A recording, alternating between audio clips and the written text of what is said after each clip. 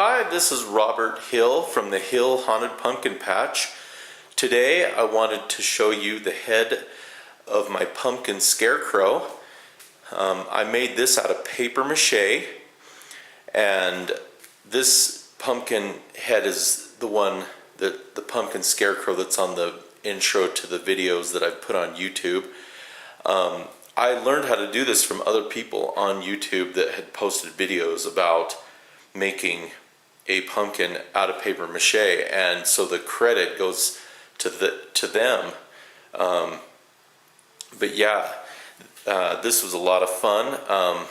I took a medium-sized garbage bag and I filled it up with wadded up newspaper until it was nice and, you know, where I wanted it, the size wise, and then I taped it, you know, the opening down, and then I made like a pumpkin shape around with tape crisscrossing around the bag.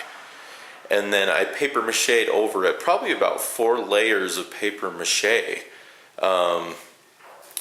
So you want like a good thickness on there so it has a nice thickness to the pumpkin.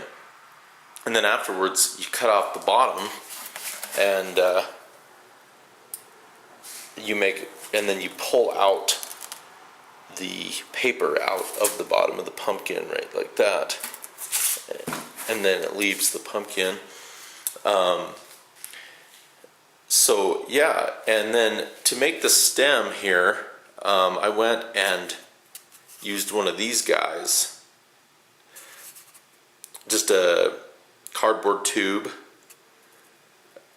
you know, from like aluminum foil or plastic wrap or whatever, and make the base. And then I used paper mache and twisted it up for the rest of the stem. I loved how it turned out long, and then I painted it with acrylic paint. So anyway, there it is, my pumpkin scarecrow head. I hope this video has helped with anyone that wants to create a pumpkin scarecrow or just a paper mache pumpkin of any kind. And I'm going to go on next to the body of my pumpkin scarecrow. Alright, let's move on to the body of my pumpkin scarecrow. This is also an idea that I've seen on YouTube and Pinterest from different guys, and I just loved it. And so anyway, for my pumpkin patch I thought it'd be a great idea. So anyway, it's like I've got a 1x2 board that I used, and then a little, I think it's a 1.5 inch board on the top right here, and move this to the side. Okay, I kind of I've got a light bulb up there, and then I actually used part of the bottom of the pumpkin for the base of the pumpkin head. I nailed onto the top board.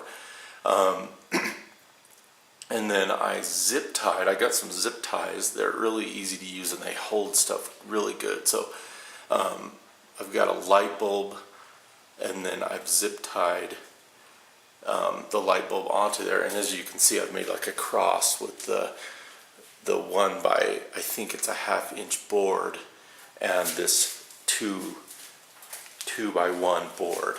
So I made a cross out of it, and then I went and took some tree branches and made kind of like a rib cage effect, and zip tied those as well onto the board. And then what I did, I went, excuse me for the noise or the echo, I'm in my garage. So anyway, these cloths that I have that I'm going to use for the clothing of the scarecrow, I took just an old bed sheet that was white, and I used some red dye from like Walmart, brown, and I dyed it brown, and it just kind of looks like burlap. It's awesome. I like the way it turned out.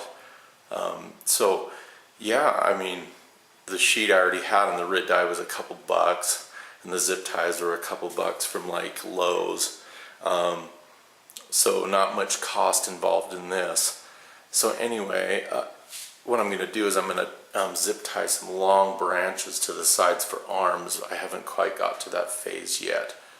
And so I'll have to come back with another video on when my Scarecrow is completely finished. This sucker is looking like it's going to be about, gosh, 8 feet tall by the time I'm done with it.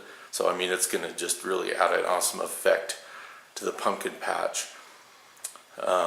So anyway, subscribe to the video so you can check out some of my other stuff that I'm doing. And one last thing, I'm going to use some rebar and some probably fence pole attachments to stand it up, or some kind of a, like a fence post that would hold like a fence rod on a fence pole to hold it up, because it's going to be, quite the weight with everything, so I don't want it to blow over.